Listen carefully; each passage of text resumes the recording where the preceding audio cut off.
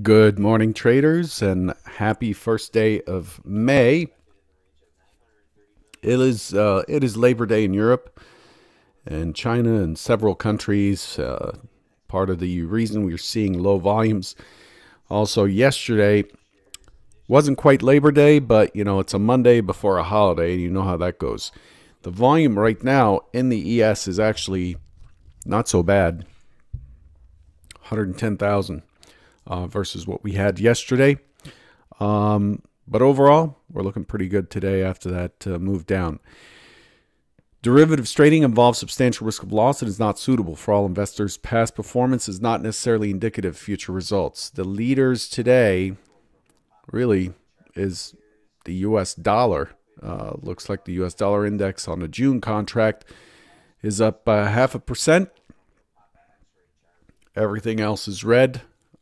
Crude oil down 1%, trading at 67.82 on the June contract. Gold is following that, down 0.75%. So it just looks like across the board it's red. It's a move to safety, but I'm not seeing a bump in the treasury notes and the bonds. So interesting nonetheless. Let's move to what we expected yesterday. Yesterday, this was way off. Yesterday was pushing up against the 81 again. And we ended up dropping off. We were pushing up against the 81, which was a key level from a while ago, as well as the 83.75, which was the weekly high before the sell-off last week. You can see the stock zone there. And the expectation is that given Friday's action, which was completely balancing and showing strength with an excess low, the expectation is it would continue to drift higher, but most of the days is to go sideways. That didn't work out. The secondary is a test lower into 72.73 and a pop up through the weekly high and to hold in the 83 area. Did not work out. And the third is a test up above the prior day's high that would cause a sell-off down to 26.52, which is basically what happened, except we pushed lower into 45. The range was wider than expected with extremely high volume on the close. The delta on volume for sellers versus buyers was negative 22,000 in one move. It's a lot of selling at the month end. Here's what actually happened.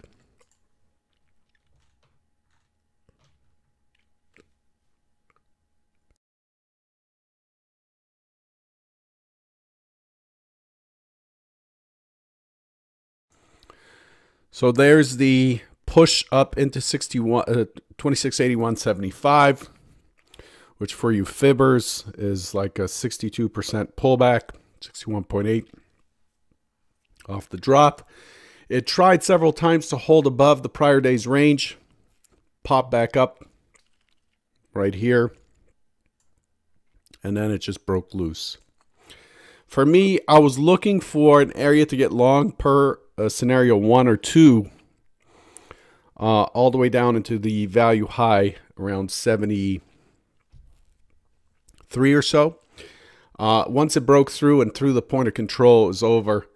On the buy side, was looking for selling opportunities, but frankly, I didn't see any good setups, good risk-reward setups. I watched most of yesterday. Did not interact with the ES at all. Not my kind of day. We pushed all the way to the gap high. We have a low here from last week at 45.50. We got to 45.75. We missed it by a tick. The point of control shifted to the low on that very high volume on the close. And you can see that point of control is protruding and has high kurtosis or high concentration at the low. That gives us a very high probability of a continuation into Globex, which we got down to 26.41, and we're currently trading that low, showing weakness coming into today. So that's how we're set up. We're actually through the gap from below. So now we're back to the 426 template day. We're templating for 425 right here. So we have 2638, potentially 2634, and then so on to contend with below. We're likely, yesterday was a bearish engulfing day. I ran some stats this morning based on a question that was asked in the market studies channel on Convergent. And it turns out on 1,206 days in the ES, the definition I created for bearish engulfing was a higher high, lower low, close below the low. Only 71 days out of 1,106 met that pattern, and only about 33 of those finished lower the next day. That's a very low sample size, and if you expect, someone else did a bigger study, and they found that it doesn't really occur that often. This definition of engulfing, bearish engulfing, where it closes below as opposed to just having a higher high and a lower low on a close below the open. It doesn't happen all that often. You can't infer much from 71 samples only, but it'd be interesting to see how today finishes. Looking back at the chart at the days when it did, we have had days that were similar, and they do finish. Quite often they do finish inside of the prior day's range. So they finish a little bit higher once they extend lower. So we do get the lower low the next day, but generally we finish up into the prior day's range. Anyway, I don't want to color. I don't want to color your bias too much, but right now we are pushing the lows. We're trading below the last 3 days in what is I discussed with you as a very topping looking formation. See this? It's pushing. It's continued to push, and then we consolidated on Friday, and then yesterday just kind of spilled that over. Not a fan of how it traded yesterday. Those are the kinds of days that I just avoid. These kinds of days that fit the description for trend day. We broke through 2 times the IB. The volume wasn't so great yesterday. There was a point where before the close where volume was down about 40%. The volume wasn't all there for a selling day. Selling days generally generate more volume. We're more likely to hit stops on the way down than on the way up. And so, because people just, I think our nature is not to short. We'd rather be long things.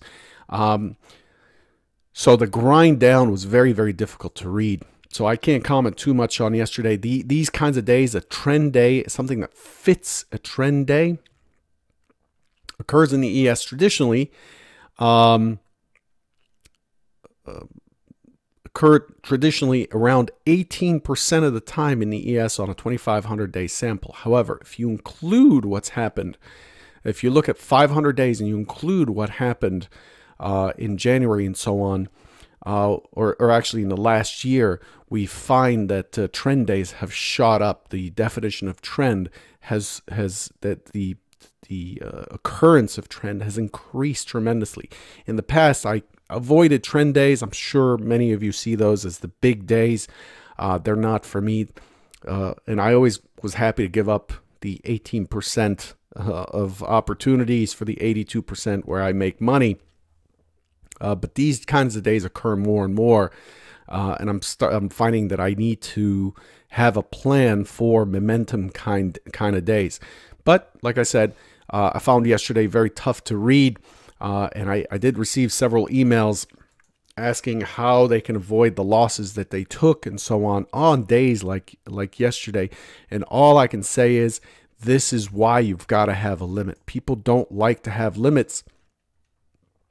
But there's no way for you to predict that yesterday was going to happen, and I'm sure many of you who've had some sort of an indication or indicator, a fib or something, and expected it to happen, are not, are shaking their heads like, yeah, I predicted it. But I can tell you the way the market works is if we had the same setup that we left in on Friday, if we opened the same ways we did yesterday, the same information, your chance of having this drop is really even.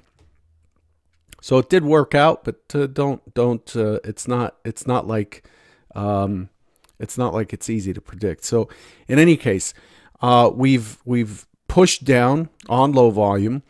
It's more of a grind down. It's a perfect day to kind of trade long, because it's just grinding down and bouncing up small,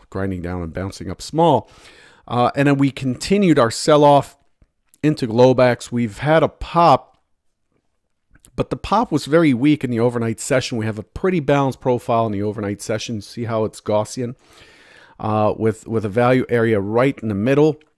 Very balanced overnight. Point of control right underneath yesterday's range, right in the gap. And so the overnight currently is telling us that we're weak. We have an extension pullback into the mid, and we're looking for a continuation, or an impulse pullback to the mid. We're looking for a continuation right now. With all that being said, my point, so I'm very verbose this morning for some reason. What I'm saying is this morning, it's really about waiting for who's going to step in here. We know that it's a holiday around the planet, and there's also some movement in the dollar, some critical. We're at a critical juncture in the dollar, and so for me today, it's all about waiting it out. I'm going to sit out probably at least the first 20 minutes, if not the first half hour. And I'm just going to let it kind of figure out what it wants to do. Okay. Let it figure out what it wants to do, and wait for, is it going to be responsive coming in? So my scenarios this morning are pretty much even. Like any one of these, it's a toss-up given where we are trading in this template day here, the 25th of April. Given where we are, we're in this range right here, so we have to look at this day as our template day.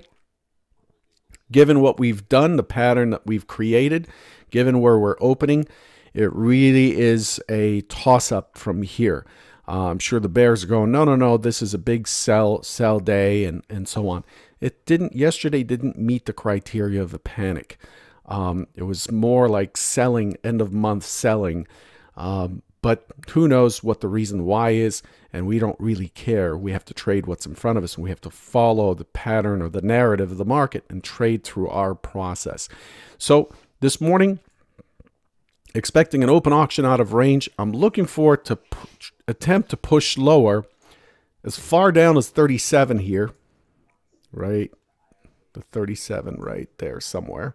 Well, that's sloped. And then I'm looking for it to find a base and become responsive into yesterday's range. This is the primary scenario of a toss-up in between a responsive scenario versus an initiative scenario, where that's scenario 2. I'm more likely to trade this responsive scenario back into balance, into this three-day balance right here. That's what I'm looking for this morning on the primary scenario. I'm not attached to this, though. I'm not going to get long off the open, but that's the expected scenario. The secondary is we extend this overnight low, and we make our way down. Oops. We have an open auction. We push in. I was starting to draw scenario 1 again. We push in and we find resistance right around VPOC area, and we extend down. And now we're looking for the next key area of balance, 2633. And we're consolidating in this area before we extend and finish in balance as we rest into Wednesday's range. That's scenario 2. Remember, Wednesday was the day after that big sell-off day. I'm expecting this day to hold us in range on the downside.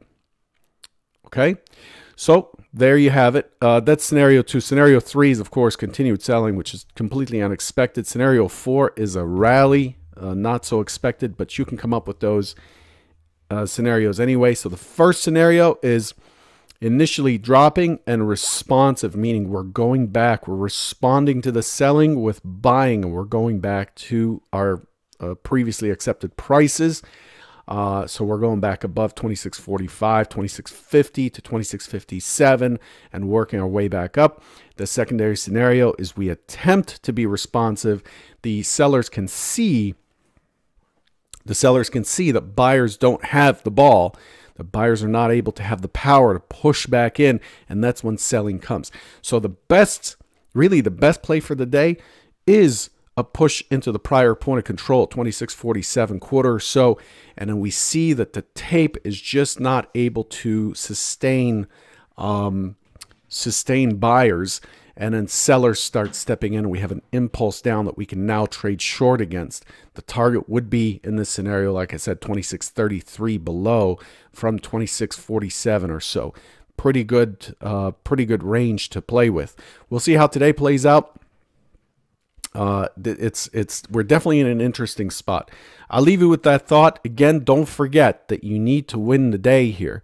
You need to come in and you need to make sure you're aiming for something for today. And it's not just your P&L, but aiming to conquer some sort of fear or whatever error you're generating. I discovered several errors last week in my trading. I've discussed those with the Convergent members.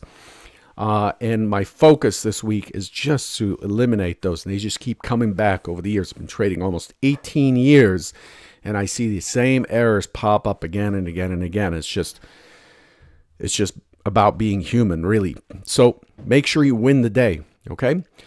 Good luck, and I'll catch you tomorrow.